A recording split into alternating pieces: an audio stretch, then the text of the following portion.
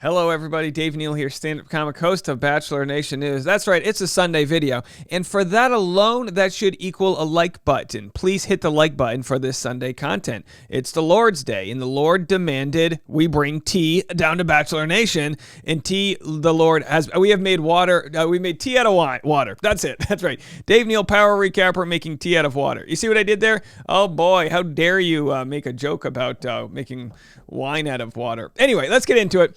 Spotted, we've got a spoiler alert. Peter's ex takes a victory lap over the mess and destruction that happened on Bachelor in Paradise Friday night. We're going to get into it right now. Follow me on Instagram at DNeals.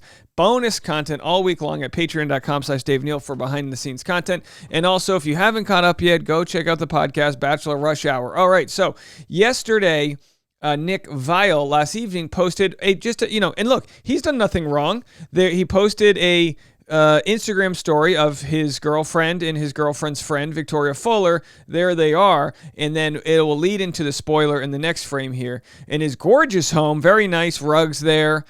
So we just saw Victoria Fuller. And then, of course, as has been pointed out, Grocery Store Joe. And in the background, man spreading, which, hey, look, women just don't understand. This is the way our hips like to move. You know what I mean? Sure, if you're on a subway, you can maybe scoot it in, maybe cross a leg or two. But the natural Homo sapien status of the male gender there is going east and west. You know what I mean? Anyway, so there's Greg Grippo here. And so, of course, Grippo and Victoria hanging out with friends, Natalie and Nick. Not so much of a story, but of course, after what we learned Friday night, Victoria, Johnny, Greg, the love triangle that everyone wants to talk about, we find out that Greg was there Friday night. So obviously Greg's in town. And the question I've been wondering is how much did they pay Greg Grippo to show up?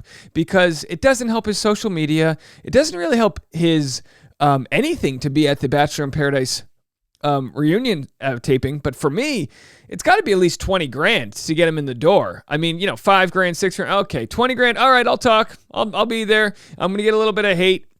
Some of the Grippo girls like him still. Some don't because of the overlap. I think it's fair. I'm one of those that's like, was Greg the problem here, or was it Victoria, or was it Johnny? Did Johnny push Victoria so far away and Greg came in to save Victoria? Well, this will be one of those things where we'll know more with time. If Greg and Victoria become a happy married couple and have a boatload of kids and life's going well, good for them. But part of the story is a comment from this thread. I don't need to reread the whole thread here. We had accusations that Victoria threw a glass of wine at Johnny and that Johnny said, called her the C word and this and that. So Marissa Pence says, so who believes me now? And a lot of commenters say, I believed you. We always believed you. And if you don't understand what that's referencing, it's from 2 years ago. Our good friend Sarah Heron reported Peter Weber's ex-girlfriend Marissa Pence reveals she knows Victoria Fuller. She's not this coy person. So Marissa Pence knew Pilot Pete first, moved to Virginia Beach, and then was friends of friends that were in Victoria Fuller's community. She felt so obliged to warn Pilot Pete about Victoria that she went on the TV show. But unlike most clout chasers, she blurred her face. So clearly she didn't want fame and fortune. She just wanted to let her buddy know, hey, there's some shady things going on here. She threatened me. She did this, she did that, and all this other stuff. So anyway, we became friends when I moved back from LA 3 years ago. Our first encounter was that she told me she was going to slash my tires because I was hanging out with one of her ex-boyfriends. Hey, maybe she was just singing that country song, dug my keys into the side of that pretty little souped-up Tesla Model 3. Green New Deal. Okay, so anyway, some of your comments here. I'm from the Virginia Beach area and a few years younger than Victoria Fuller. While I don't know her directly and never met her myself, which, by the way, should end all speculation if you don't have a direct source, I can't confirm she has an awful reputation around here. Okay, so look, you don't have to meet someone to know that they have a bad reputation. Reputations get around even if people don't.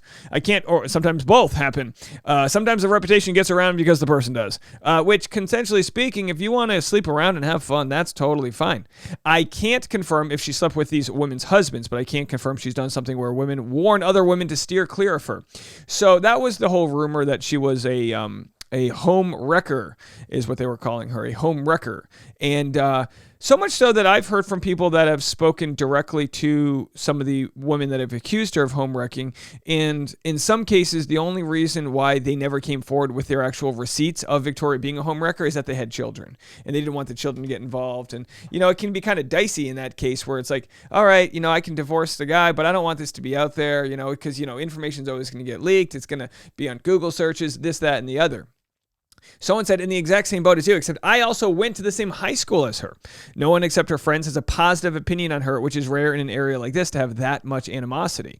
We also had a mutual friend while Peter's season was airing. Her own friends weren't even denying anything, just tried to justify it. Yeah, a lot of people commented in the threads a couple years ago saying she wasn't the one married to them, so they weren't saying she didn't do it. They were just saying she wasn't the one who was married, which is true. It's like if there are different degrees of assault, there's different degrees of cheating. Like it's one thing to like be the one who's in a committed relationship and cheating, but it's also another to date someone knowing that they're in a committed relationship. Now, so it's not like one's wrong and one's right. It's just like different severity levels. Someone said the sad part is none of those women felt comfortable coming out with this info themselves because their husbands are in the military and infidelity can lead to actual repercussions for them, which is why Marissa came out on their behalf without naming names. Infidelity in the military can lead to dishonorable discharges and stuff like that. A lot of people questioned if Marissa was lying for attention because they thought the women should confirm themselves, but actually speaking probably wouldn't have been wise for them to do that. Hence, Marissa's "Do you believe me now?" comment on this screenshot. Very fascinating stuff there. And speaking of having wine glasses thrown, this makes the Airbnb report that came out earlier this year look more damning. Of course, Victoria stayed at an Airbnb in Sonoma Valley with a couple of her friends, and this is what the owner of the Airbnb said. Victoria and her group used our house as a party pad. They trashed the place, leaving garbage strewn across the floor, stained towels and sheets, wine bottles everywhere. It was so disappointing to have our home treated this way. We would not rent to them again under any circumstances. So wine seems to be the main thread here, which if you're me at the business acumen that I am here, I would think that Caitlin Bristow with her company Spade and Sparrows, great legs, full body, and the wine's not bad either. Great tagline, by the way. Would love to have Victoria Fuller on because she can say, look, hey, buy 3 bottles, get 1 free in case you spill one or throw it at your boyfriend or whatever, you're at an Airbnb, make sure that 4th bottle, buy 3, get the 4th one, it's on me. Hire me, Caitlin. Come on, we'll sell the hell out of your wine.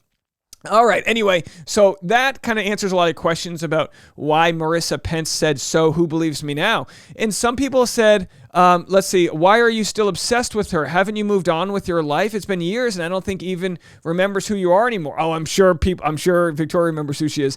Maybe you should do the same and move on with your life. And my response to that is it's like, look, not everyone believed Marissa. A lot of people were like, oh, you're a hater, you're this, you're that. So I'm totally fine with people when they feel vindicated to get out there. I am selfish. I am wrong. What is that song? Anyway, I butchered it. But anyway, so I responded vindicated. That's what I responded there. And then someone said, are you Reality Steve 2.0? Because you're starting to become obsessed with her too. And my response says, I'm Dave Neal 1.0, and that's who I am, Dave Neal 1.0. We got some voicemails from you guys. I'll play a few. Let's hear what you have to say. Hi, this is Lisa Crawford. I'm calling from Alabama. Lisa, I'm sorry, Lisa. Your sound's on in the background, so I can't hear you. You got to turn off the TV in the background. Hi, my name is Diana. I'm calling from Portland, Oregon. It seems to me Victoria's a little bit of a sex whore, and she doesn't care who she goes to bed with. Bye. Thank you. Jeez, you called her a sex horn. I mean, Greg Grippo's a good pick. Oh, let's go to Kentucky. This is Shelby from Kentucky. Honestly, I can't believe they made it seem like Victoria was so good this season in Bachelor in Paradise and everything. And I don't know. Now I just think that maybe there's a twist to it, but maybe, I don't know. I just really feel like she's changed. She's a completely different person from Peter's season. She's definitely not the same that she was then.